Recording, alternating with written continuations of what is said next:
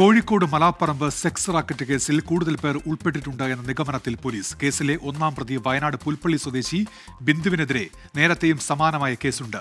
അറസ്റ്റിലായ 8 പേർക്ക് ജാമ്യം അനുവദിച്ചു. ഇന്നലെ ഉച്ചയ്ക്ക് 12:30യോടെയാണ് നടക്കാവ് പോലീസും സിറ്റി ക്രൈം സ്ക്വാഡും മലാപ്പറമ്പിലെ അപ്പാർട്ട്മെന്റിലെത്തിയത്. കഴിഞ്ഞ ഒരു മാസമായി ഈ അപ്പാർട്ട്മെന്റിലെ സെക്സ് റാക്കറ്റ് സംഘം പോലീസിന്റെ നിരീക്ഷണത്തിലായിരുന്നു.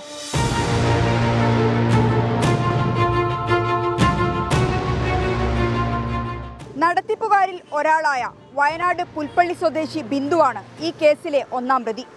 ബിന്ദുവിന് 2022 സമാനമായ കേസുണ്ട് കോഴിക്കോട് മെഡിക്കൽ കോളേജ് സ്റ്റേഷനിൽ.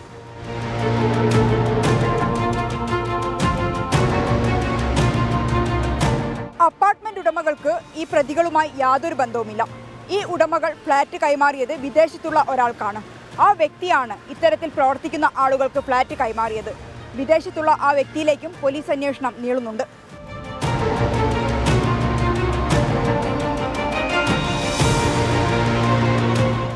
നടത്തിപ്പുകാരും ഇടനിലക്കാരും ഉൾപ്പെടെ 9 പേരെയായിരുന്നു ഇന്നലെ അറസ്റ്റ് ചെയ്തത്. ഇതിൽ 8 പേർക്ക് ജാമ്യം നൽകി. ഒരാളുടെ ജാമ്യം സാങ്കേതിക പ്രശ്നങ്ങളെ തുടർന്ന് തടഞ്ഞു വെച്ചിരിക്കുകയാണ്. 3 പേർക്ക് ജാമ്യം നൽകിയത് ഉപാധികളോടെയാണ്. ഈ കേസിൽ കൂടുതൽ പേർ ഉൾപ്പെട്ടിട്ടുണ്ട് എന്ന നിഗമനത്തിൽ തന്നെയാണ് അന്വേഷണ സംഘമുള്ളത്. അതുകൊണ്ട് തന്നെ അന്വേഷണം ഊർജിതമാക്കിയിട്ടുണ്ട്. വിഷ്ണു കേച്ചേരിക്കൊപ്പം മിഥില ബാലൻ, 24 കോഴിക്കോട്.